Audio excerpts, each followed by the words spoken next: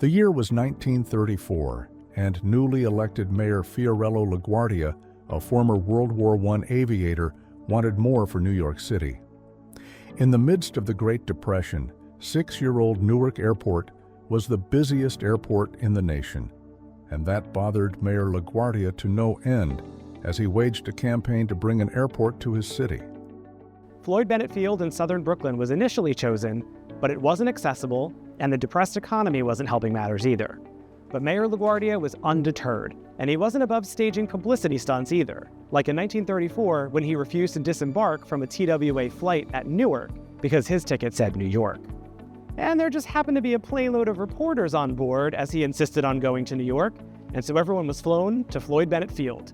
Pictures were taken, stories were written, but it still wasn't enough to get dollars and developers behind the mayor's vision.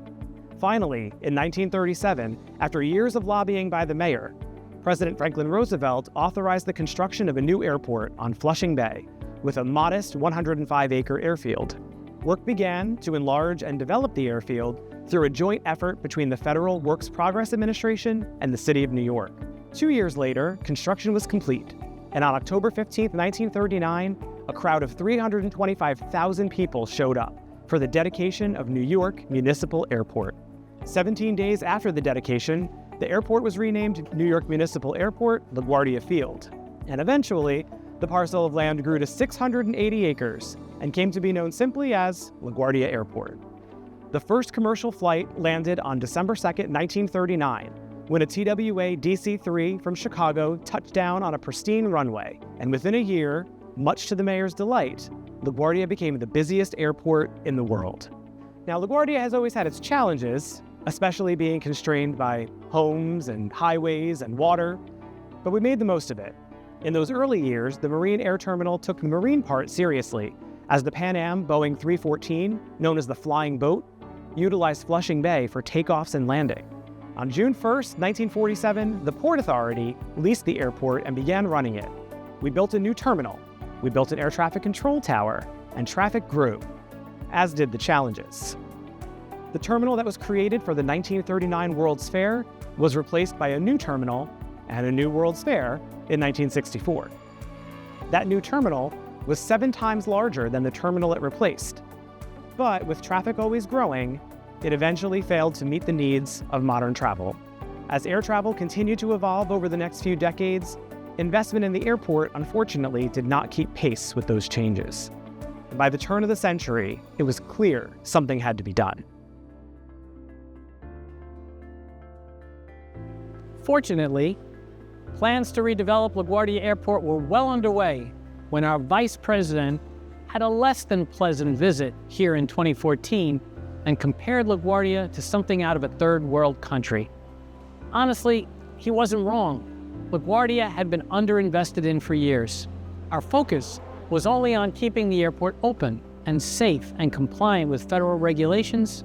We allowed the customer experience to suffer. But our journey to create a whole new LaGuardia was about to deliver something special, something New Yorkers would be proud of, a world-class gateway to one of the world's greatest cities.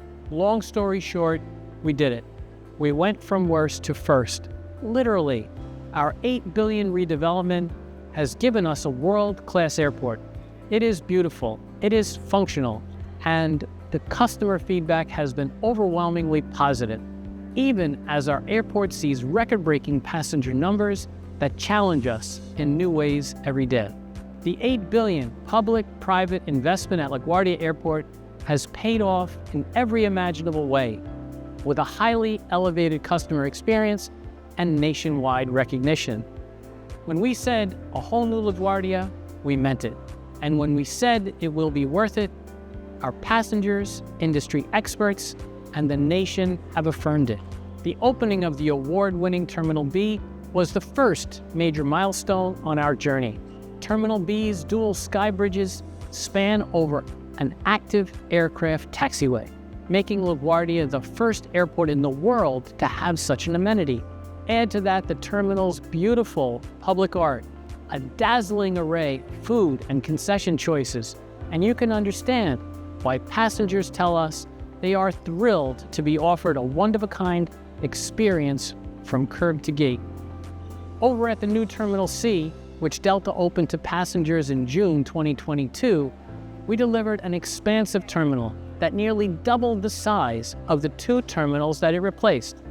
And it's as spectacular as it is efficient and functional. By consolidating 37 gates into one spacious facility with a single arrival and departures hall, with soaring floor-to-ceiling windows, 21st century technology, and locally inspired concessions, the terminal offers passengers a host of world-class options in a world-class atmosphere. That's been particularly rewarding in how our passengers have spoken about the successful efforts of our redevelopment program in elevating the customer experience at LaGuardia Airport.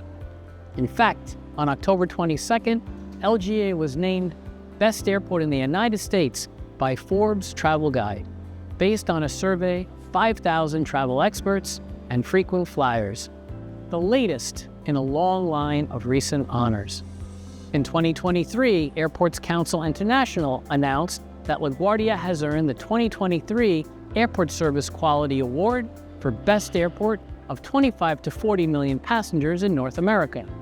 The same year, Terminal B was named the world's best new terminal, based on feedback from customers around the world, surveyed on factors including check-in, shopping, security, terminal comfort and ambiance, and a choice of bars and restaurants.